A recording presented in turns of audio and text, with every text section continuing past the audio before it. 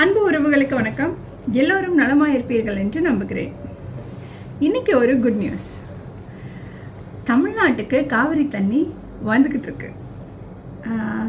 எவ்வளவு போராட்டங்கள், எவ்வளவு அறிவிப்புகள், எவ்வளவு பிளான் சேஞ்சஸ், இதுக்கு நடுவில் இயற்கையின் அருளால் தமிழகம் காவிரி நீரை பெறுகிறது. வாங்க அதை பற்றி டிஸ்கஸ் பண்ணுவோம்.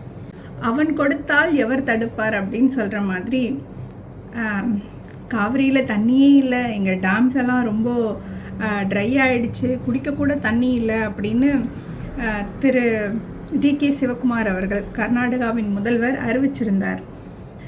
அதனை அடுத்து காவிரி மேலாண்மை வாரியம் 3500 கன அடி நீர் நீங்கள் தமிழகத்துக்கு ஆன் டெய்லி பேசிஸ் 15 டேஸ்க்கு கொடுக்கணும் அப்படின்னு உத்தரவு பிறப்பிச்சாங்க. இந்த உத்தரவை கேட்ட உடனே கர்நாடகம் இமீடியட்டாக நமக்கு தண்ணி தருவானா தராதுன்னு நமக்கு நல்லாவே தெரியும். அவங்க சுப்ரீம் கோர்ட்டுக்கு போகிறதா இருந்துச்சு. கர்நாடகா முழுக்க போராட்டங்கள் வெடிக்க ஆரம்பிச்சிருச்சு. விவசாயிகள், அங்கே இருக்கிற பிஜேபி கட்சியை சார்ந்தவர்கள், இப்படி பலரும் போராட்டத்தில் குதிக்க ஆரம்பிச்சிட்டாங்க, தமிழ்நாட்டுக்கு தண்ணி தரக்கூடாது அப்படின்னு. அண்ட் தென் நம்மளுடைய முதல்வர் திரு விஜய் அவர்கள் கர்நாடகம் செல்லவிருந்ததாக இருந்தது. போராட்டங்கள் வெடித்ததால் கர்நாடக முதல்வர் டி.கே. சிவகுமார் அவர்கள், நீங்கள் இப்போதைக்கு வர வேணாம், நிலைமை இங்கே ரொம்ப மோசமாக இருக்குது, ஒரு சுமூகமான சூழல் வரும்போது நாம் சந்தித்து பேசலாம் அப்படின்னு அந்த மாநிலத்தின் முதல்வர் சொல்லியிருந்தார். அதனை அடுத்து நேற்றைய தினம் என்ன நடந்ததுன்னா, நியூஸ் பார்த்திங்கன்னா all of a sudden Thiru D K. Shivakumar அவர்கள், இயற்கை யாருக்கும் சொந்தமானது அல்ல, நம்மளுடைய அணைகள் நிரம்பி வழிகின்றன, தண்ணியை இப்போ நம்ம திறந்து விடலைன்னா வெள்ளத்தில் தான் நம்ம மிதக்கணும் அப்படின்னு சடனாக ஒரு மெசேஜ் போட்டார். நீங்கள் எல்லோரும் இந்த 13th அன்னைக்கு கர்நாடகா மக்கள் வந்து பந்த் அனௌன்ஸ் பண்ணியிருந்தாங்க. இந்த போராட்டத்தை நீங்கள் வாபஸ் வாங்கிக்கணும், அணைகள் நிரம்பிக்கிட்டு இருக்கிறதுனால நாம் தண்ணியை ரொம்ப நேரம் வந்து அடைச்சி வைக்க முடியாது, திறந்து விட்டு தான் ஆகணும் அப்படின்னு சொல்லிட்டார். இங்கே எனக்கு என்ன டவுட் வருதுன்னா, அணைகள் நிரம்பினதுக்கப்புறமும் தண்ணியை பக்கெட்லேயாங்க பிடிச்சி வைக்க முடியும்? திறந்து விட்டு தானே ஆகணும். தண்ணி எல்லோருக்கும் பொதுவானது தானே. கர்நாடக முதல்வர் சொன்ன மாதிரி நிரம்பினதுக்கப்புறமும் திறந்து விடுறதுல என்ன சிக்கல் இருக்குது? எனிவே, இப்போதைக்கு கபினி அணையிலிருந்து தண்ணீர் வந்து கொண்டு இருக்கிறது. அது இப்போது நம்மளோட மேட்டூர் டேம் வந்து நிறைஞ்சிருச்சு. மேட்டூர் டேம் நிறைஞ்சிருச்சு. தண்ணி இங்கேருந்தும் எடுத்து விட ஆரம்பிச்சிட்டாங்க. பார்த்தீங்களா, காவிரி அன்னைக்கு எவ்வளோ பவர் இருக்குல்ல. நாளைக்கு ஆடிப்பெருக்கு. எல்லாரும் நினச்சிட்டு இருந்திருப்போம்ல, ஆடிப்பெருக்கில் வறண்ட காவிரியை பார்க்கணுமான்னு. அவளோட சக்தி அபாரம். காவிரி அன்னையின் அருளால் அவள் நிரம்பி வழிந்து நம் மண்ணையும் தொடத்தான் போகிறாள், தொட்டு கொண்டு இருக்கிறாள். நினைத்து அவள் மண்ணை மட்டும் நினைக்கவில்லை, நம் உள்ளங்களையும் நினைத்து விட்டாள் அப்படின்னு தான் நான் சொல்லுவேன். எனக்கு ரொம்ப I'm very much connected with, என்ன சொல்கிறது, ஆடிப்பெருக்குன்னா எல்லார் வீட்லேயும் எல்லாரும் போய் நீர்நிலைகளில் வழிபடுவது வழக்கம். வழிபட முடியாதவங்க அட்லீஸ்ட் வீட்டில் ஒரு குவளை தண்ணியை வச்சு அதை கங்கை காவிரியாக நினச்சி வழிபடுற தேசம் இது, ரைட்?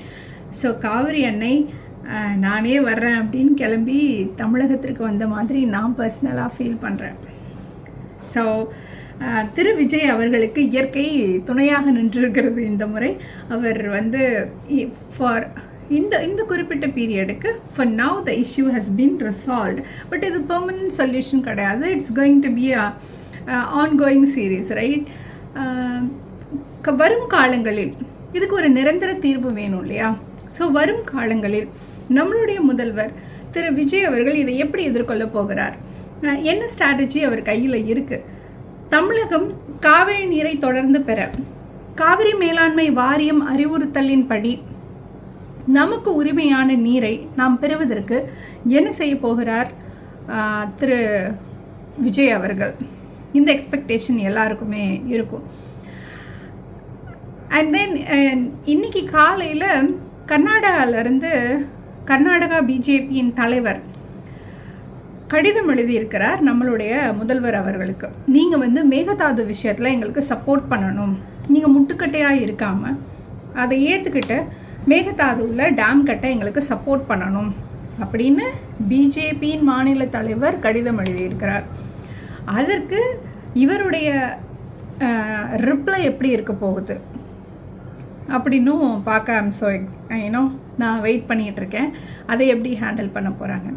எது எப்படி இருந்தாலும் காவிரி நீர் அவள் ஓடுகிற வழியெல்லாம் எல்லோருக்கும் சொந்தமானவள், அவள் எல்லோருக்கும் பொதுவானவள், எல்லாரோட வாழ்வோடும் அவள் பிணைந்திருக்கிறாள்.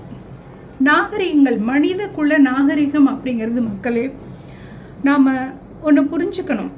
மனிதன் தோன்றிய நாளிலிருந்து அவனுடைய வாழ்வு எதை சுற்றி ஃபஸ்ட்டு ஆரம்பமாச்சுன்னு பார்த்திங்கன்னா நீர்நிலைகளை சுற்றித்தான். ஏன்னா விவசாயம் தான் நாம் முதல்ல இது பண்ண விஷயம். ஸோ விவசாயம் நீரை அதுதான் பேஸ், அதை நம்பி தான் விவசாயம் இருக்குது. ஸோ மனிதனுடைய நாகரிகம் தொடங்கிய காலம் முதல் நீர்தான் எல்லாவற்றுக்கும் ஆதாரமாக இருந்திருக்கிறது. அவள் இல்லையே தமிழகம் இல்லை, கர்நாடகா இல்லை, புதுச்சேரி இல்லை அப்படின்னு சொல்லலாம்.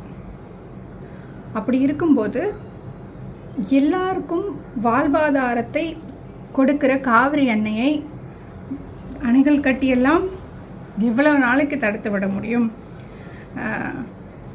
திரு DK சிவகுமார் அவர்கள் சொன்னது மாதிரி இயற்கை யாருக்கும் சொந்தமானதல்ல, அவள் எல்லோருக்கும் பொதுவானவள். அவள் இந்த மண்ணை நனைத்ததற்கு காவிரி அன்னைக்கு நன்றி, இயற்கைக்கு நன்றி.